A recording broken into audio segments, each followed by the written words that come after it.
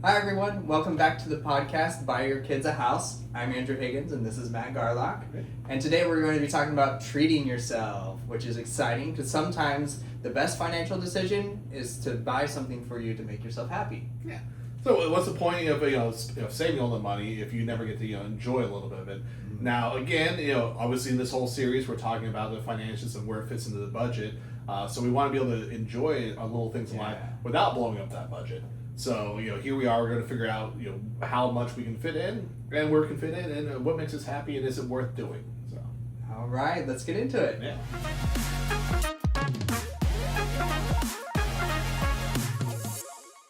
All right, so some of the topics that we're going to be diving into with the treat yourself is, like haircuts. Is the salons more expensive? Is that worth it? Also concerts, tech gadgets, date nights even, because we don't necessarily think of those right away, but it adds up to all of these different things. And for us, something I'm excited about doing is the bourbon tastings, which we'll be doing on the series as well, attached to the episode.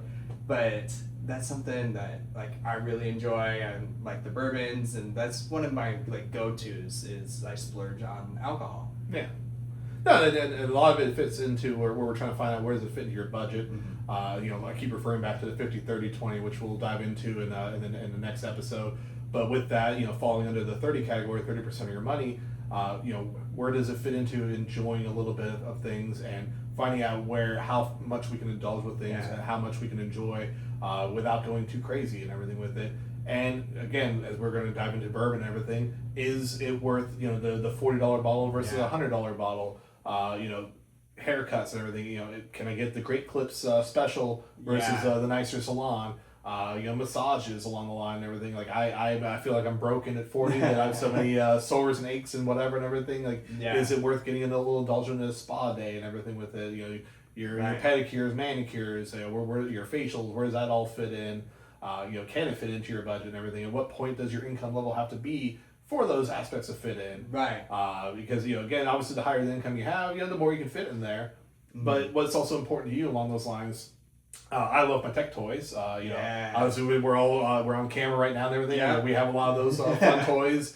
And TVs and speakers and then nicer cars. Again, the aspect of a car of do I need to see something to get me from A to B, or do I want the nicer car, or do I want the super nice car? Yeah. Again, where does that fit into that budget of where I want to enjoy things? Concerts are a big thing right now. Of the prices of to me are skyrocketing. I've never seen it so expensive to go to a concert these days. I remember when it was $10 or. Way back, if you just wanted a standing room, you just walk in for free. You had to pay for a seat if you wanted a seat, but that was it. I've spent my many days on the lawn in the back watching Dave Matthews for hours riffing on his guitar. And also, we're spoiled here in Orlando. We have a lot of concerts that come through here. Granted, they're slightly older concerts now, but there are people that still come through at Universal and at Epcot for the Food and Wine series and the Mardi Gras series. I still enjoy those because a lot of it's the music from back in my day. But I still really enjoy watching them. I'm actually hoping to see Boys and Men at Epcot very soon and everything. That's a yearly tradition we do. But conversely, for a modern concert, my daughter is really big into Imagine Dragons. Right. I was like, I'll spoil her with tickets until I realized they started $150+ a person. That's crazy starting price. Yeah, and so I was looking at for anything to go there. I was like, well, for my family of 4, that was going to be $600+ just to go to Imagine Dragons. I'm like, don't get me wrong, I'm sure they put on a heck of a show and it's amazing. And a lot of these are putting on bigger and grander shows. Mm-hmm. But man, I can't imagine. Well, it's a lot, especially then you have to pay for the parking, the food, the drinks, everything else. It adds up really quick. And I know a lot of these productions and the concerts as well have just skyrocketed as well, which is increasing all of the ticket prices as well. No, so again, where does that fit in? Are you able to go? Is it worth just watching at home on your television and everything? Because a lot of these now are live streamed. Also, back to the tech toys, I have an Oculus Rift. You can now watch it in VR. Do you get as close of experience without spending that much money? Is it really worth going to these things? Now, I know for a lot of those Swifties out there, they'll swear going to Taylor Swift was worth every penny. But I'm sure for a lot of dads out there that are paying for it, they might think a little differently of, was it worth the concert perspective. Yeah. We even had we had one of our friends that actually found out it was actually cheaper for her to fly to Europe and see Taylor Swift in Europe than it was to see her here in the United States. That's crazy. Yeah, Rachel. Did that and everything. So yeah, she found out it was cheaper to fly out there and go experience Europe, right? Than to buy the tickets in the United States, because in the United States the tickets for Taylor Swift had gone up so much on the aftermarket. Right, and I mean that's the kind of thing we like looking at and talking about, because you get more of an experience for a little bit cheaper of a cost. You get, like you said, you get to experience Europe. Yeah. You extend your stay a little bit, and you're paying the same amount that you would just for a 4-hour concert here in the States versus like a 3 or 4 day, vacation in Europe. Yeah.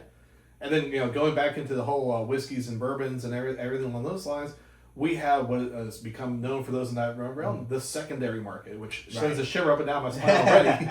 Because now you hear allocated bourbons that are hard to find. There's minimal bottles, small batches, limited releases. And so when they do come out, people gobble them up real fast, and they sell them on a secondary market for multiple times the cost of the bottle. Insane amount. Yeah, obviously, Pappy Van Winkle being the one that comes to mind, and a bottle that is a good bottle of bourbon. Right. Normally $100-ish a bottle if you bought it at cost, but you'll find it for $1,000 or more on the secondary market.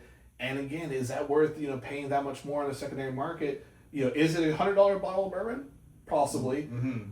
I don't know if it's $1,000 plus bottle of bourbon, and a lot of times people get it just because they want the status of collecting it. Like I was gonna say, supply and demand as well, because I know one of my favorites is Blanton's. Yeah. And Blanton's is not by any means, it's a very good bourbon. Absolutely. But not by any means is it like the most expensive great thing I've ever had.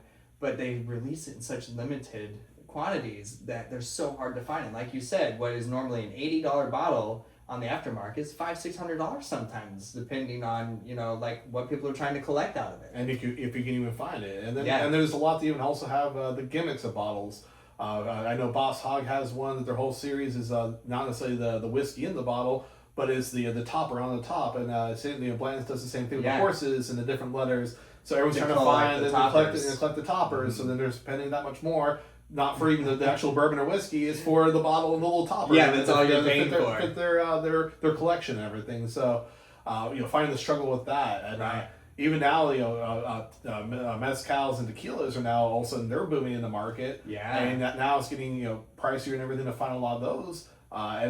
What is a good tequila versus mezcal, and then how to get it here in Florida. We get a pretty decent amount that comes through here, but even now, I'm seeing a lot of those prices and everything jump for no reason. I remember I was getting some just the other day, and one that I normally like for tequila specifically, I used to buy it for like $25 a bottle, and it got really popular, and now that bottle is $45. Yeah. So almost double what it originally cost just because of popularity. Yeah. So again, like, where does that fit in? Are we able to keep up with the race on those as those things climb in price? We'll find out along that way. And then, with that back to the tech toys and everything. Now, one thing actually, luckily in tech, it seems to be prices on some of those are coming down. Like big screen TVs are a lot cheaper than what they used to be. Video game market, like, yes, now the machines are getting cheaper, but now the game prices themselves are going up. Right. Also, a lot of them now are download only. Where's the benefit from that? Like, you don't actually, do you actually even own the game? Is it just something you're temporarily renting? But does that fit into also, the treating yourself in that aspect? Because I'm not the biggest video gamer. My old days was Mario. I was gonna say when they had 4 buttons total on there. Yeah, once it got beyond that, I was lost. Like I was like trying to play Call of Duty a few times, and I had my little 10-year-old cursing me out. I'm like, that's it. You're like, I'm done. I'm done. I'm out. Right when you respawn, I'm like, I'm dead. What do you mean? I just respawned. You're dead. Dead. Thank God. Sometimes takes the fun out of it. It does. Like, it's tough. But some people find it very, ways of the release, the relax, the kick back, and treating yourself to those games. Where's the benefit from that? Now, one of the tricks I used to do in that area is the previous year Madden games. So a lot of times when you had the newest release of Madden, last year's Madden all of a sudden become that much cheaper. And for me, like, I found just as much enjoyment out of that for $25 versus $75 for the game. Right. And yes, maybe a few of the features weren't available and everything, but really I don't find as much of a difference in Madden the last couple of years. From year to year, outside of the new rosters around. I was gonna say, you don't need that one extra person or that like one new setting that you can change. Yeah. So that was one of my little hacks that I used to do and everything, and see if that's something that still works out. Yeah. Not only just in the Madden world, but like in the Call of Duty world and things. What other main games that are those are more like yearly releases and everything. So you can look at like maybe I just get the previous year's release and get just most of what I feel the benefit from. So does that work out to help fit in the budget to help maybe still have the enjoyment of treating yourself, but on a way that's a little more affordable now. Yeah, no, absolutely. And then like cost as well, like versus value. A lot of these consoles now all have subscriptions to games that you can just download for free or stream for free. And I know Nintendo, PlayStation, Xbox do, and they have thousands of games on there. Yeah. So is paying that like $30 a month or like $100 something a year worth not having to buy all these games that you can just get access to immediately? Yeah, or even there is also the not so ethical bootlegging ways of money out there. But there's also in the Twitch and streaming, like there's a lot of other avenues out there that have other access to games, not just the big three consoles, but they have access to games you can buy subscriptions on there as well beyond the big three, your Xbox, Nintendo, and PlayStation, and then also there's also sometimes. Obviously on Twitch you can watch other people streaming the game, and you get the enjoyment of watching someone else play the game that maybe if you don't have the skill set to get through it or the financial means to do so, can at least watching someone else doing it and everything at least give you that little bit of that dopamine hit that at least I see a little bit of the game, I can see what it's like and everything without having to spend the $100 ish for the game and everything. So those are a lot of the areas that we're gonna dive into and finding out, because we want to gather money, we want to build the wealth and everything, but we're not Scrooge McDuck. We're not just putting it all in one vault. We're not just swimming through the money. And what's the point of also, accumulating this wealth and then being 70, 80, 90 years old and just then finally starting to try to enjoy it, like, again, going back to traveling, toys, all those types of things. Right. You want to enjoy the journey along the way, not just the end result. So you got to find that little bit of funding in your budget where we can enjoy those things and have that fun along the way, so we can reach the end goal but not miss out on life. Absolutely, like just enjoying everything as it comes and not having those times where you can just release yourself of the stress of having to worry about the money and be like, okay, this is for me and this is what I need right now. Yeah. So again, if we miss anything, please put in the comment. I know we cover a lot on the different elements of obviously we're going to be a little bourbon heavy and everything, but also the tech and toys and haircuts, massages. But if there's an area of treating yourself and everything that we didn't hit, please put in the comments and everything, because there's a lot of areas that we didn't even think about. So we want to explore those areas, find out, is it worth it? Is there maybe a more financial feasible way to approach it? Is there a way that we can do most of what we want to have that element without spending as much money on it?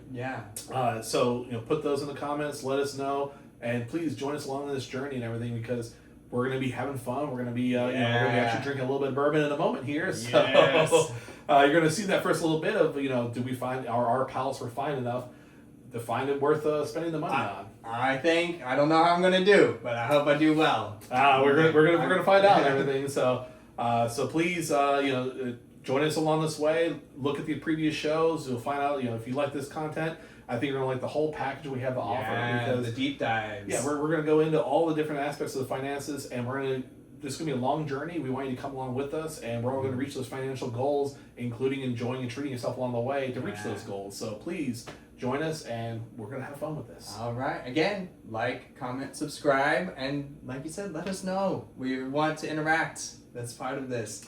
Maybe after a few bourbons we'll interact more. All right. Yeah, awesome.